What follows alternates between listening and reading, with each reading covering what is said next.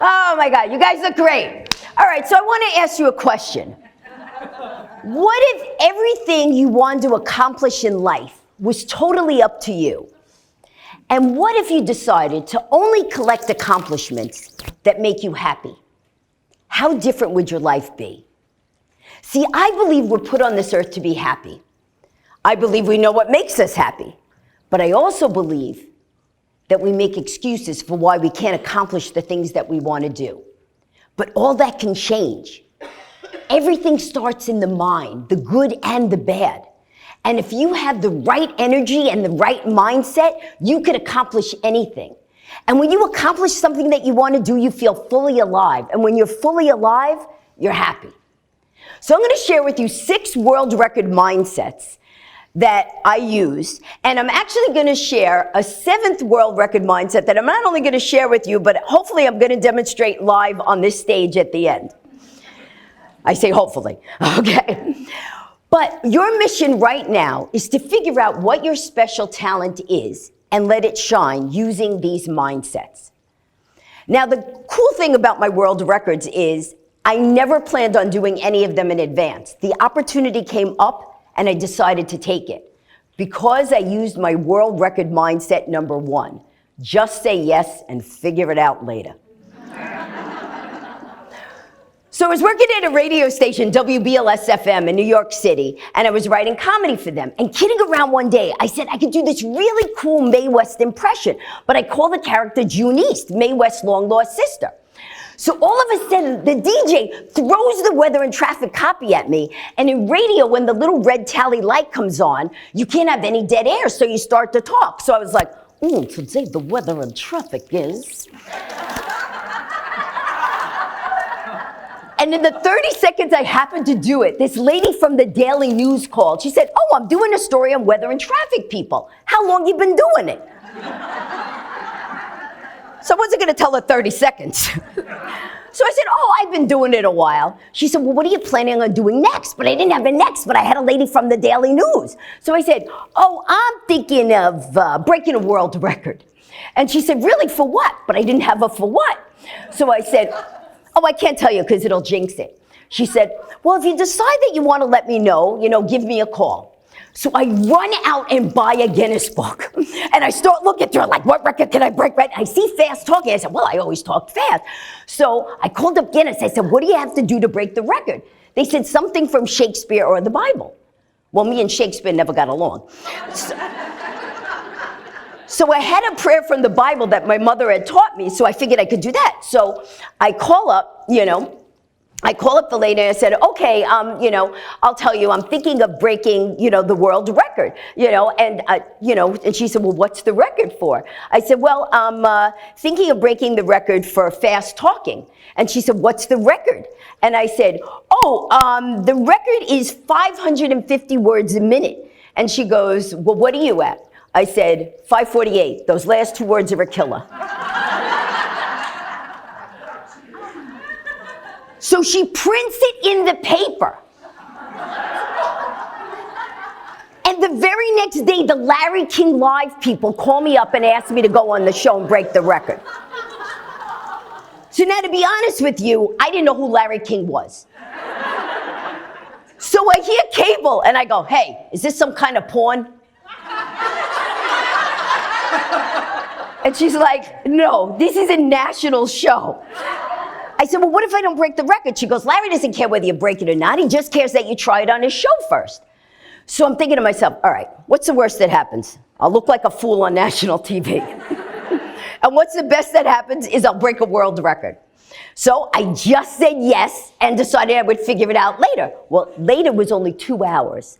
Because they said that a limo would be at my house in 2 hours.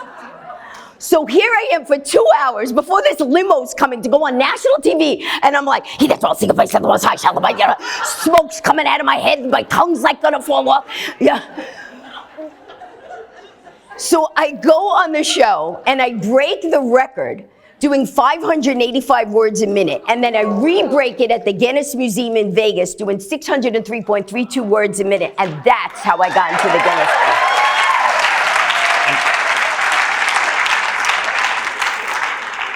So I say worry because you can see that I use the philosophy of just say yes and figure it out later. But you always just say yes and figure it out later. First, say yes, as providing you want to do it. And then figure out what is it that you have to do to accomplish it. And then try it. And if it works, great. And if it doesn't, so what? You try it again. There's a saying that says, fall down 7 times, get up 8. As long as you get up one more time, then you fall down, you're good. So use this mindset for everything you do in your life. Do you want to write a book? Do you want to start your own business? Do you want to have llamas at your wedding? Do you want to zip line to the bottom of an active volcano in Nicaragua? I just did that, okay? Use this mindset for everything you want to do in life. Just say yes because you don't know if that opportunity is going to come your way again. And you say yes if you've ever thought to yourself, oh, one day I want to, forget about the one day. Don't wait for someday. Today is the day to just say yes. Now, world record mindset number 2. No such word as can't. Oh, I can't do it. No, it's not that you can't, you won't. Oh, I can't lose weight. Really? How many donuts did you have for breakfast? It's not that you can't lose weight, right? It's a mathematical equation unless you have like a medical condition, right? What's the other people? Oh, I can't leave them. I love them. Yeah, you know what? You can and you must if it's not a good situation. So admit to yourself it's not that you can't, it's that you won't, or that you're choosing not to because it's too hard. Now that led me to my second world record. So here I am, I'm writing a book, and I'm trying to verify something about, rock climbing. So I called up the place, like, hey, you still doing this rock climbing thing? And the guy's like, oh yeah, not only are we doing this rock climbing, now we're climbing mountains. And do you want to climb? And he named some mountain that I've never heard of. So I go, listen, no offense, but if I'm climbing a mountain, I'm not climbing like Mount Bob, okay? It's got to be a mountain I heard of. So they say, well, did you ever, did you hear Kilimanjaro? I'm like, yeah, I heard of it. I mean, I didn't really know where it was. I was like, all right, I know it's in Africa. He goes, well, listen, if you decide that you want to climb Kilimanjaro, we have this guy, Corbett Bishop, that led the IMAX movie team up Kilimanjaro. So I said, all right, listen, I'll let you know. So I look it up, and I find out that an 83-year-old woman climbed Kilimanjaro. So I figured if an 83-year-old woman could do it, I could do it. Of course, I didn't realize she was in a wheelchair and got airlifted up there.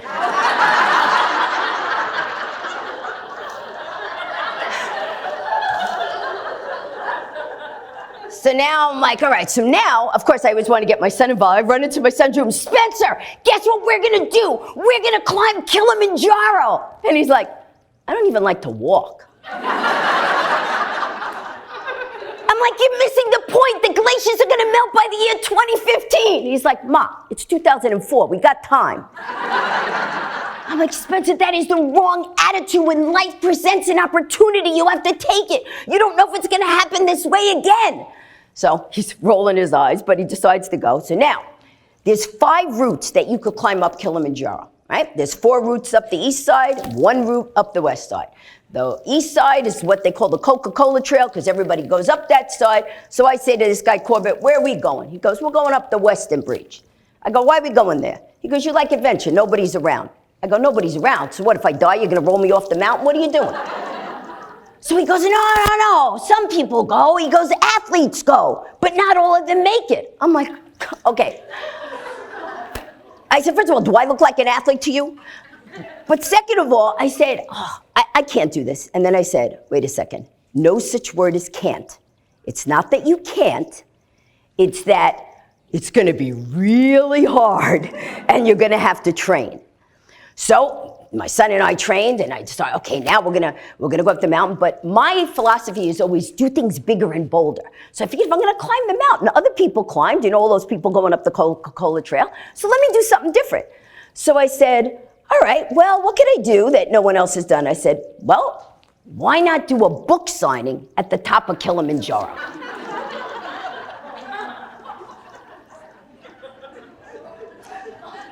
So now, We first have to climb the mountain. You know, you have the Maasai warriors, so we're climbing the mountain, and we're getting up there, and they told us it might get to like maybe 10 degrees. It was minus 15 degrees, 45-mile-an-hour winds. Right? So my son is going, we're climbing, and oh, let me tell you, when you're up there, the air is very thin. So it's like having a sock in your mouth and like a clothespin on your nose. And you're walking and so we're climbing, and my son's, and they make you get up at sunrise, so that, they make you get up at midnight so you could be at sunrise, you know, when you hit the top. So we're climbing, and my son's like this. You know, it was so cold. I mean, the water in our camelbacks was freezing. And my son's going, we're gonna die. I'm like, we're not gonna die. And he's going, we're gonna die. I'm like, we're not gonna die. And then I'm thinking, we're gonna die. What the hell was I thinking? So now we get to the top of the mountain, and so I sit down and I have all my books, and people are walking up, and I go, you're up here, buy a book. What else you doing? So they bought books. And I became the first author to do a book signing at the top of Kilimanjaro.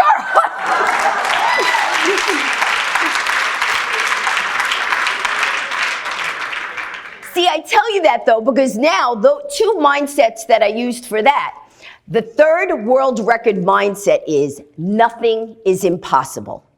A year before I climbed that mountain, I had no idea that I was ever going to climb one of the tallest freestanding mountains in the world. But as Dr. Robert Schuller said, today's accomplishments were yesterday's impossibilities. And my mom told me that nothing is impossible. Every single thing that is ever created by man started in the mind. A pencil, an airplane, a microchip. It all started in the mind. Push the limits of this life you were given. Go bigger and bolder. Be willing to take on goals that people look at you and go, what are you, crazy? And never accept other people's barriers. Roger Bannister in 1954 broke the 4-minute mile. But before he did, doctors actually said that if a human ran faster than a 4-minute mile, their hearts would explode and they would die.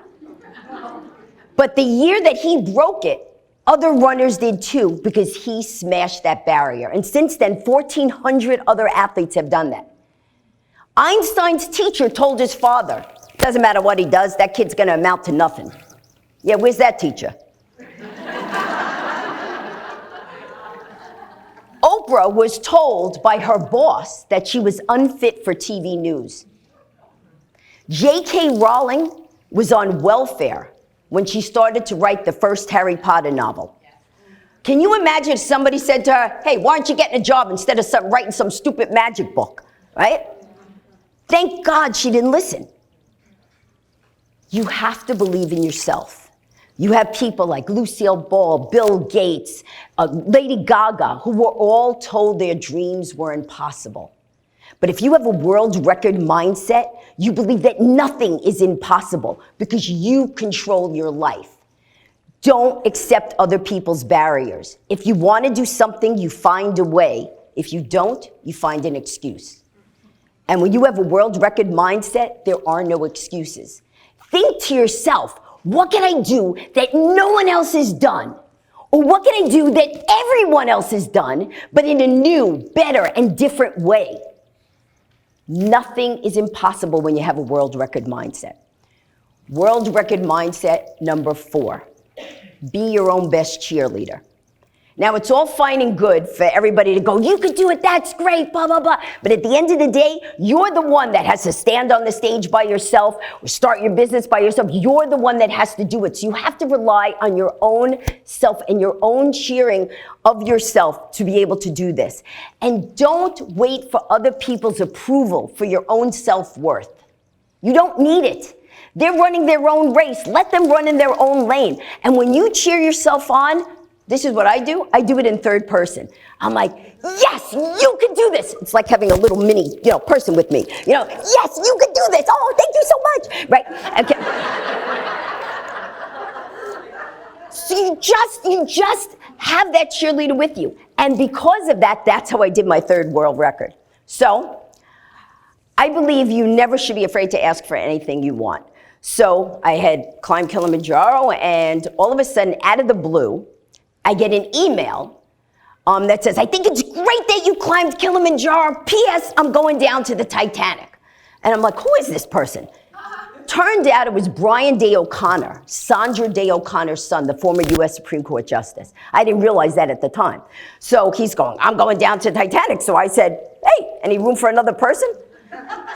He said, are you serious? I go, hey, I didn't know people could go down to the Titanic. I thought it was just a movie. I didn't, So he said, well, I'll put you in touch with the people. You get permission. So I said, all right. So I called the people and I said, well, what do you have to do to go down to Titanic? They said, well, there's 3 requirements. I said, what are they? They said, 1, you can't have high blood pressure. I said, all right, no problem. I said, what's the second thing? They said, you can't be claustrophobic. I said, really? Why? They said, because if you're claustrophobic, we have to shoot you with a dart gun.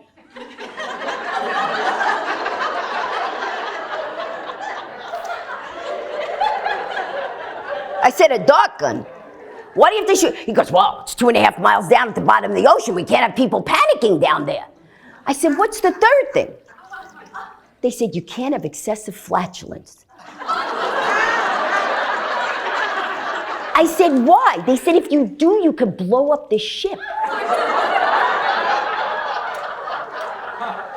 I said, that is not the way I want to go out in life.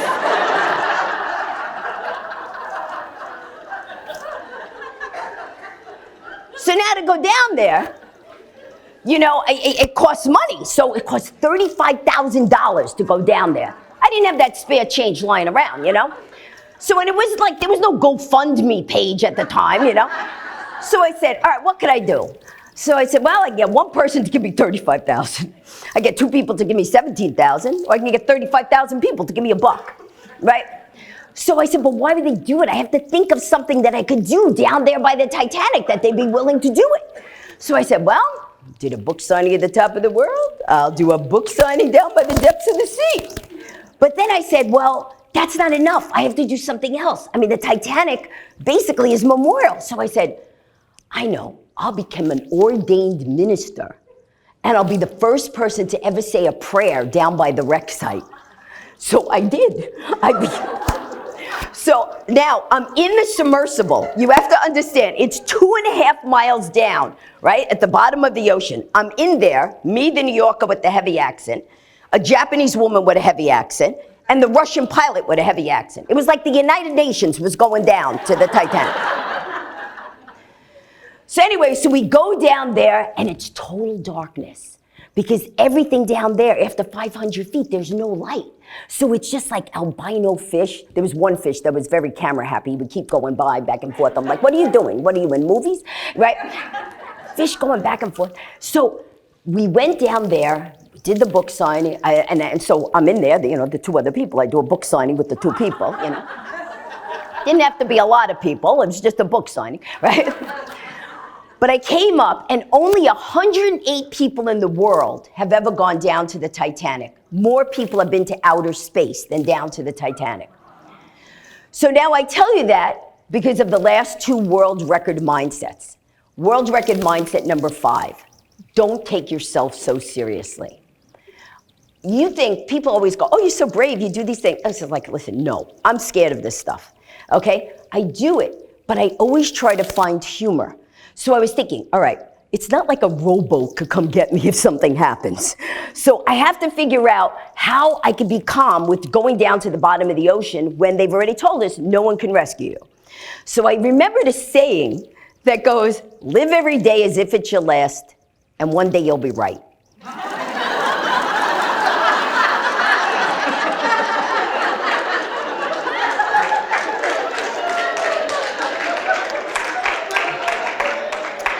So I said, on the last day, I don't want to be doing the laundry. So I calmed myself. So what I say to you is humans are the only ones that have the ability to laugh. Use it. When you're nervous about something, find something funny about what's going on. And so you can alleviate some of your fear. Always use humor. Fran Capo, when she had cancer, do you know she wrote a book called Cancer Schmancer? right? And the point is, you want to live this life and you want to be bold and you want to have fun doing it and you want to be happy accomplishing your goals. But don't take yourself so seriously during the process. You don't want to give yourself an ulcer, for goodness sakes, right? You want to have a good time. And the last world record mindset, number 6, is fear nothing, but if you do, do it anyway. Anyone who has ever done anything great in their lives has fear. Do you think soldiers have no fear? Do you think a CEO who's investing their whole life savings to start a brand new company has no fear? Do you think a new mom who's waking up at 4 o'clock in the morning is all tired, doesn't fear she might not drop the baby on the head?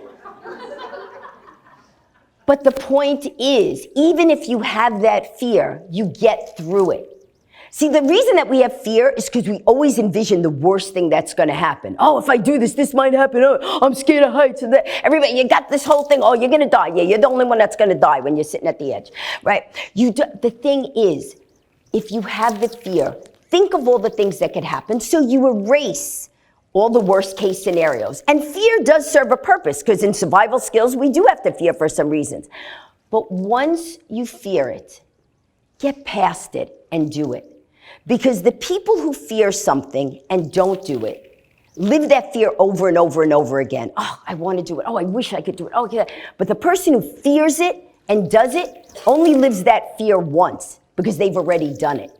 And the great thing about breaking through your fears is once you've done it, you create a different belief system inside that says, wow, I did that. And half the times it's not even as scary as you think. And even if it is, so what? You already did it.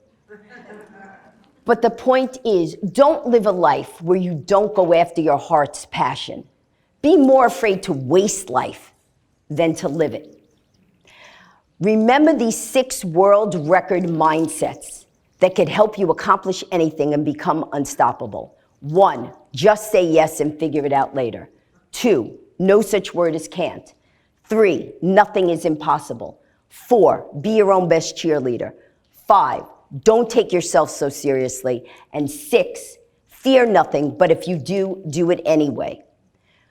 Find out what your special talent is and let it shine.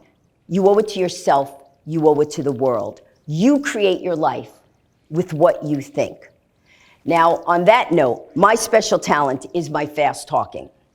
And, on the way over here, well, not on the way over here, but like 2 weeks ago, one of the producers says, oh, so why don't you do something unique on stage? I go, like a TEDx talk isn't enough? What? So I said, what are you talking about? She goes, well, why don't you try to break a world record?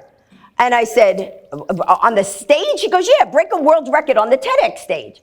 So, I said, just say yes, figure it out later. So I said, all right, what has no one ever done on a TEDx stage? No one ever did a TEDx talk in 1 minute. So I decided I would do that and attempt that now, to do a TEDx talk in 1 minute, but I wanted to do this to show you that you could use the 7 world record mindsets to accomplish anything.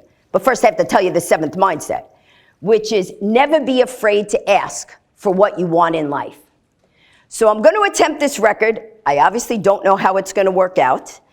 And so what I say is if you think I've done a good job, and I do break the record, then I'd like a standing ovation.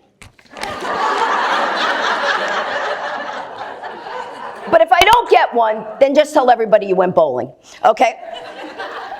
All right, so this is what we're gonna do. We're gonna have the clock stopwatch there. I'm gonna have my stopwatch. Can you zoom in to show that it's set at 0? Okay, you got it? Okay, great. All right, let's see if we break a world record.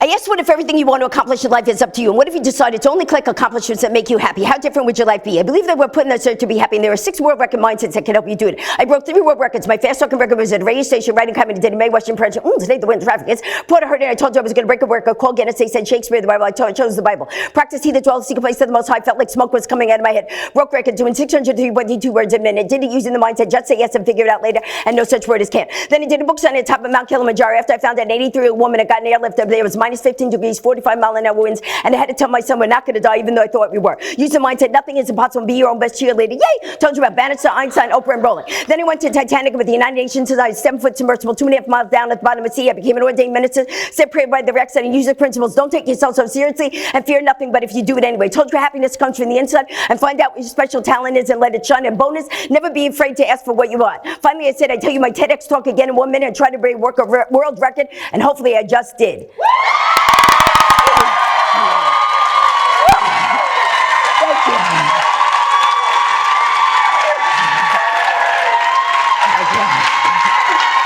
Very close.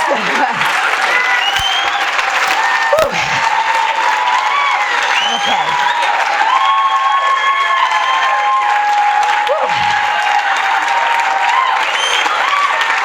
Thank you. So, did you guys write that down? No. Use these 7 world record mindsets to help you accomplish anything you want in life. Thank you.